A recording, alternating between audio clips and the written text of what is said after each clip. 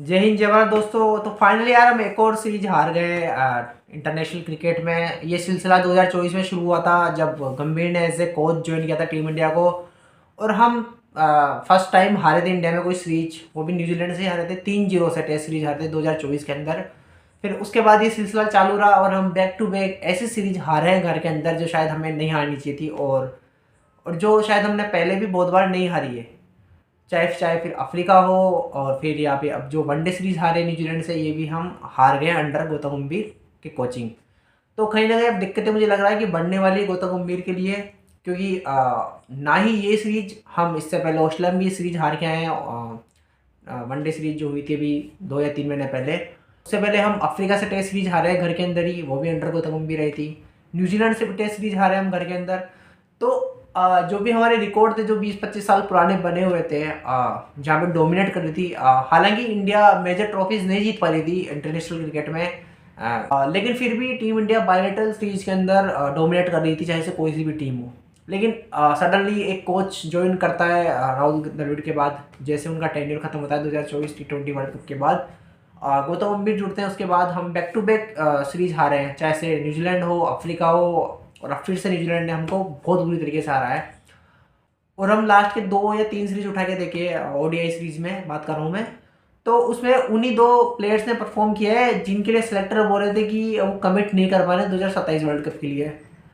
चाहे से Australia series देख लो आप, जो ऑस्ट्रेलिया में हुई थी, उसमें विराट कोहली और रोहित शर्मा का डोमिनेंस दिखा, जहाँ पे Rohit Sharma number 1 international player बने ओडीआई के अंदर। उसके बाद साउथ अफ्रीका सीरीज में कोहली ने एक शानदार सेंचुरी मारी और बहुत अच्छे रन बनाए वहाँ पे। रोहित शर्मा ने भी 50s की थी वहाँ पे, हालांकि वो सेंचुरी नहीं कर पाए।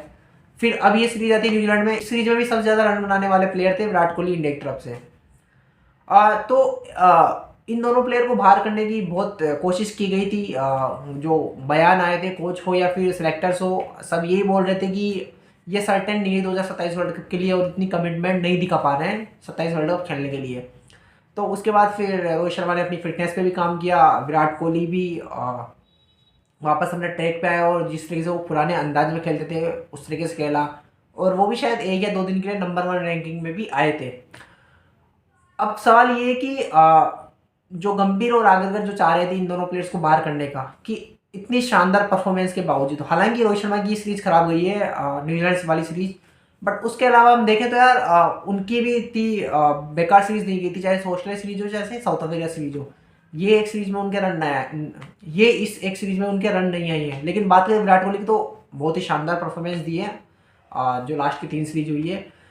अब दिक्कत ये है कि 6 महीने तक कोई भी ओडी मैच नहीं होने वाला है, और ये दोनों प्लेयर हमको फील्ड पे नहीं दिखने वाले हैं। तो अब यार कोहली के बल्ले से तो रन आ गए हैं, तो मुझे नहीं लगता कि वो रिटायरमेंट का ऐलान कर सकते हैं। बट दिक्कत है रोहित शर्मा के लिए ये है कि यार उन्होंने परफॉर्मेंस नहीं दिया। अगर उन पे प्रेशर बना के रिटायरमेंट करवा दिया जाए, जैसे टेस्ट सीरीज में होता है, विराट कोहली और रोहित शर्मा ने सडनली रिटायरमेंट का अनाउंस कर दिया था जो ऑस्ट्रेलिया सीरीज में उनके रन नहीं बने थे उसके बाद से। अगर ऐसा कहीं रोहित शर्मा अनाउंस कर देते हैं तो ये एक बिग अपसेट होगा इंडियन क्रिकेट की तरफ से, क्योंकि सिर्फ इस एक सीरीज में उनके रन नहीं बने, बाकी ओवरऑल वो बहुत अच्छा परफॉर्मेंस कर रहे थे। और इस सीरीज में उनके रन इसलिए नहीं बने कि वो एरियल शॉट खेलते आउट हुए, चाहे आप पहला मैच देख लो, और दूसरा देख लो, तीसरा देख लो, तीनों ही मैचेस में शॉट खेलते आउट हुए हैं, ना कि डिफेंस करते हुए। तो ये एक अच्छी बात है। अगर मुझे लगता है कि रोहित शर्मा अगर अब थोड़ा अपने आप को टाइम देंगे और कंट्रोल करके से अपने शॉट्स को थोड़ा कंट्रोल करके खेलेंगे, तो शायद वो आज भी पुराने रोहित शर्मा की तरह ही बैटिंग कर सकते हैं, जहाँ पे वो 15 से 20 ओवर तक आराम से स्लो खेलते थे और बाद में अपने शॉट्स खेलते थे। लेकिन अभी रिसेंट टाइम में क्या हो रहा है कि रोहित शर्मा जल्दबाजी कर रहे हैं जबरदस्ती, जिन शॉट की जरूरत नहीं है वो खेलते आउट हो रहे हैं। तो कहीं ना कहीं यार ये मुझे लगता है कि रोहित शर्मा अपनी जो गलतियां हैं वो बार बार दोहरा रहे हैं, और शायद इस वजह से जो कोचेस हैं और सिलेक्टर्स हैं इनको मौका मिल रहा है इनको बाहर करने का। तो यार मुझे लगता है कि रोहित शर्मा को ऐसा नहीं करना चाहिए, क्योंकि ये इस तरह से खुद ही के पैर पे ही कुल्हाड़ी मार रहे हैं। क्योंकि कोचेस एंड सेलेक्टर्स को सिर्फ एक बेकार सीरीज चाहिए, और वो मुझे लगता है कि रोहित शर्मा को बाहर कर देंगे, और मुझे लगता है कि इस सीरीज के बाद बातें होने स्टार्ट हो जाएगी। तो रोहित शर्मा को बस मैं यही बोलना चाहूँगा कि भाई थोड़ा कंट्रोल करके खेले अपने शॉट्स को, बाद में 20 ओवर के बाद अपने जो भी शॉट्स हैं वो जो हवा में खेलते हैं वो खेलने कोई दिक्कत नहीं है, लेकिन शुरू में थोड़ा स्टार्ट दे, अपने आप को टाइम दे, तो शायद बेटर होगा उनके लिए और टीम के लिए भी।